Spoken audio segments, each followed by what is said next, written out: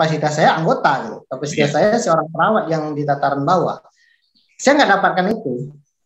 Nah, apakah di tingkat level DPW, DPD itu mendapatkan karena mereka yang hadir di sana, itu yang belum jelas. Nah, kita berharap ke depannya itu dibuka ke kita, dipublish ke para anggotanya, sehingga para anggota itu melihat bahwa mekanisme atau aturan-aturan yang ada di Munas itu telah dijalankan sebagaimana mestinya. Itu yang kita harapkan, Pak. Ya, ya, ya.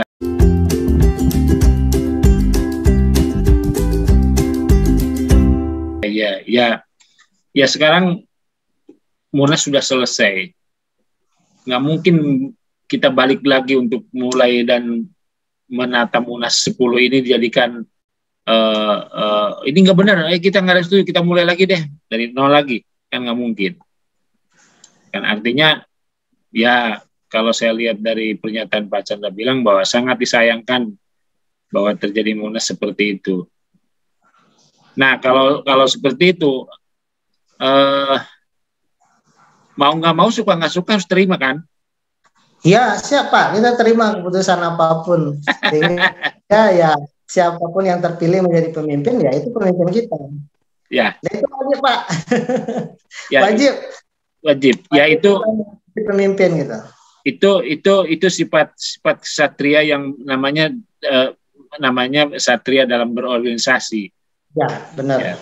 Cuman kan memang tadi bagaimana proses demokrasi itu dijalankan sehingga menghasilkan sesuatu yang hasil dari demokrasi. Benar Pak, karena ya negara kita negara demokrasi gitu, sehingga memang menjadikan induknya itu kan undang-undang dasar. Ya kan gitu, kalau kita di organisasi kan seperti itu Pak. Iya. Ya, itu yang kita tidak dapatkan gitu. Ya mungkin yang hadir di sana mendapatkan, sehingga mereka menganggap bahwa ini sudah sesuai dengan mekanismenya gitu. Ya. Kita berharap.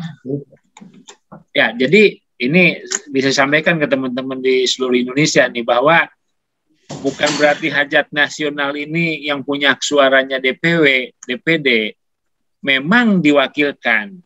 Pertanyaannya, selevel Pak Chandra di lapangan, apakah tingkat DPD sudah menyampaikan keluhannya apa yang akan disampaikan di Munas, lalu suaranya ke siapa, apa mekanismenya, itu kan itu sebetulnya ya Pak, yang belum pernah terjadi.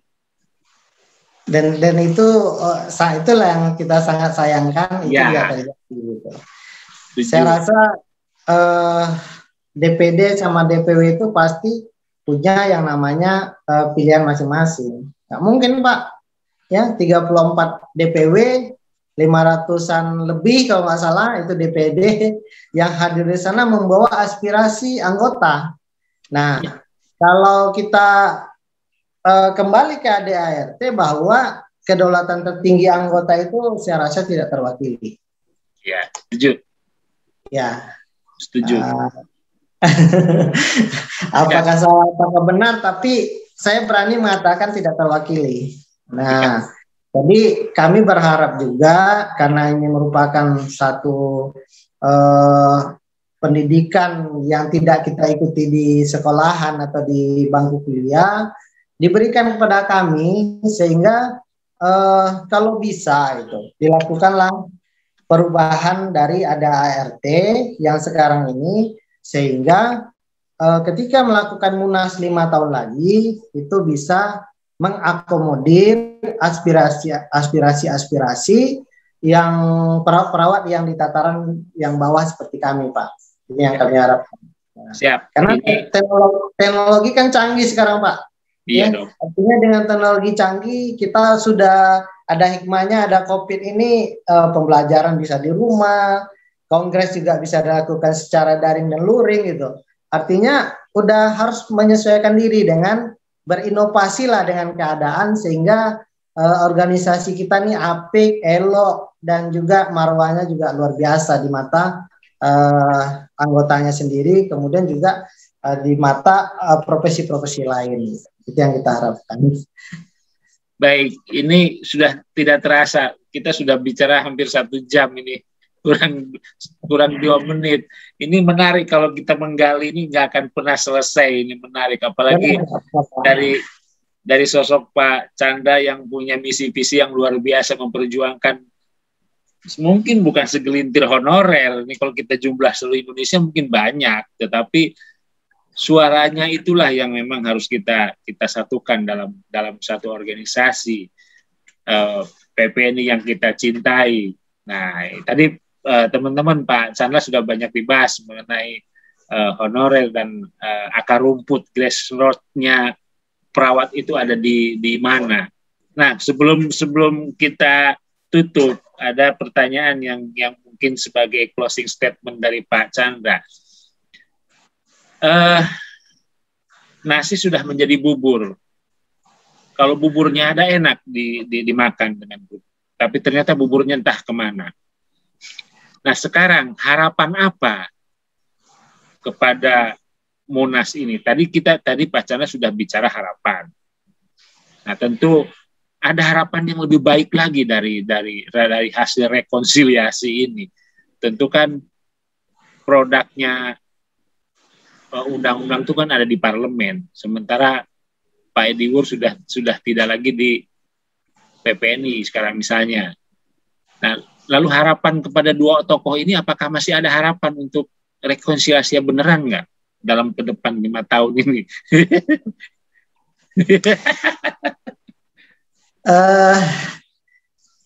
Cukup berat ya pertanyaannya ya, tapi saya coba menjawab.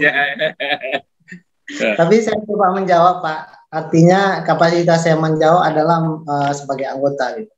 Kami berharap dengan pemimpin yang baru kita ini, pemimpin terbaik yaitu Pak Arief Fadilah, bisa membuat sebuah terobosan baru gitu. Artinya 5 tahun kemarin merupakan pengalaman ketika kita dibentuk, kemudian ternyata belum gol.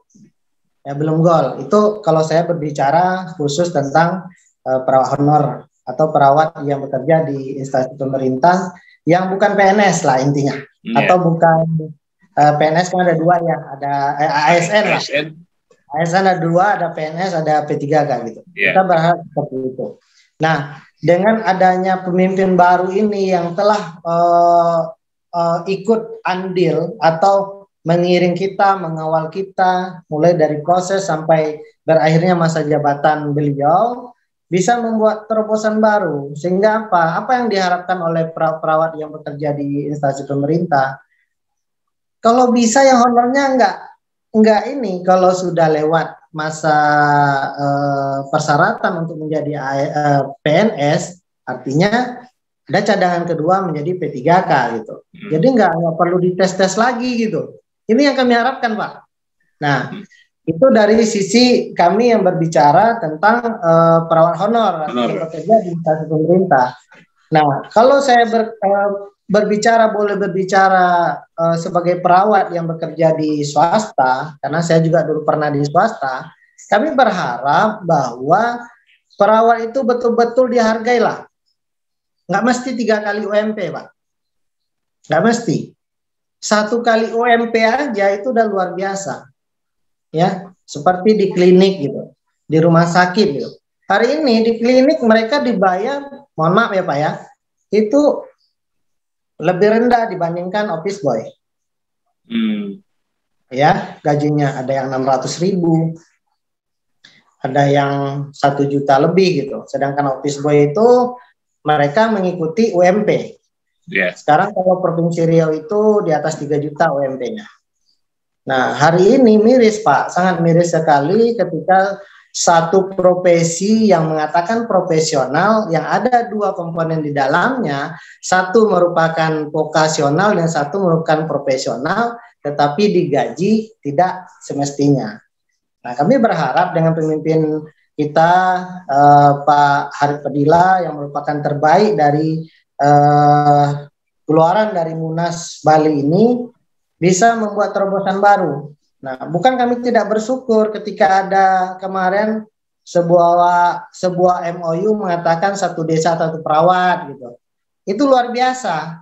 sudah ada terobosannya, tetapi yang sudah ada ini kami mohon diselesaikan, Pak. Artinya apa? Artinya kami berharap kami betul-betul digiring, diadvokasi oleh organisasi mencapai tujuan itu.